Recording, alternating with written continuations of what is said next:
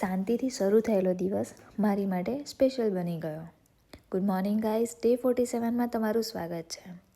સવારે ઘરનું કામકાજ પતાવીને હું ને મારા હસબન્ડ લંચ કરીને નીકળી ગયા હતા બહાર ફરવા માટે. ઘર માટે થોડો ઘણો સામાન લેવાનો હતો એટલે અમે ગયા હતા આણંદ.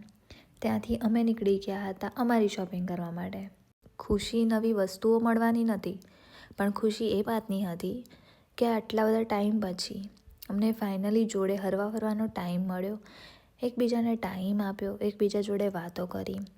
અને આજનો સૌથી સ્પેશિયલ વસ્તુ એ હતી કે મારા હસબન્ડ મને ચાય ડેટ પર લઈ ગયા. એમને ખબર છે કે મને ચા કેટલી ગમે છે. તો કંઈ નહીં, કાલના બ્લોગમાં મળીએ. ત્યાં સુધી bye bye, good night and take care.